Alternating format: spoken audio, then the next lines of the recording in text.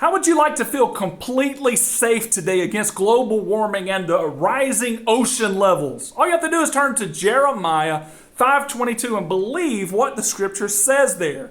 God says, I place this eternal decree on the sand of the seashore that the ocean can't come past that. Wow, if Christians would just believe that and teach that, we could be secure. But you've got people out there telling us that the satellites are measuring the rise of the oceans and that we should be worried. That is complete malarkey. And I'm going to get into why that is in this next series. For one thing, to measure precisely, you need to have some stable elements to measure. And here's what I mean by that. Can you imagine going into your garage and getting your 3-year-old son, and you're going to build some bookshelves, and you hand him the end of the tape measure and you want him to walk 10 feet over there, and you're going to measure precisely this fit. You're going to measure down to the inches. And so you go to measure, and your son is wobbling around, and he's playing, and he's pulling the tape measure to him and away from him. There's no way you could build some good bookshelves with your son moving around.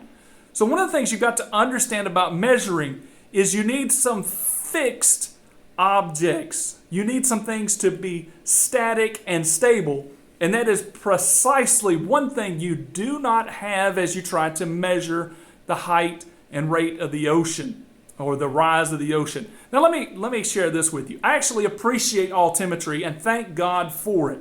It helps keep our planes safe as they fly over mountains and fly at night and fly through differing countries and fly near each other. I am glad that altimetry is pretty precise, but it is evil and wicked to claim that it is superior precise and accurate when it just absolutely isn't. Can they measure down to the feet of how far the satellite is over the ocean? Sure. Can they measure down to the millimeters and inches? Absolutely not. And I'm going to give you the reasons why.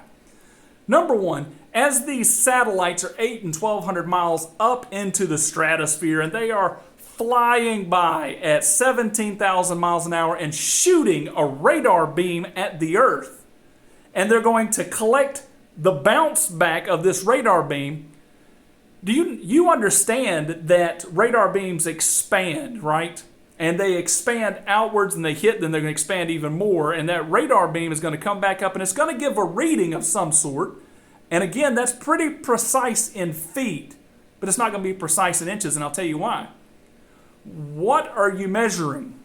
Are you measuring the ocean in regards to itself, or are you measuring it in regard to the sea line?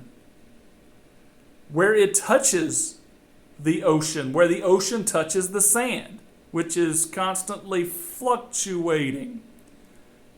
So if we don't know exactly where we're measuring, then this radar beam that's coming down is bouncing not just off the edge of the ocean, but it's going to be bouncing off the land and off of people and off trees and off of rocks and off of boats and off of birds and off of anything laying on the shore or any kind of debris that's floating up to the shoreline or bouncing off the bubbles. I think you get the picture. So if you are trying to measure the rise of the ocean, out on the ocean is one thing, but they are actually telling us it's rising, and of course that's coming inland, and that's going to affect us inland. How do they know, considering the accuracy of the measurement would be so wild and variable that around the coastline they can't actually measure in those locations?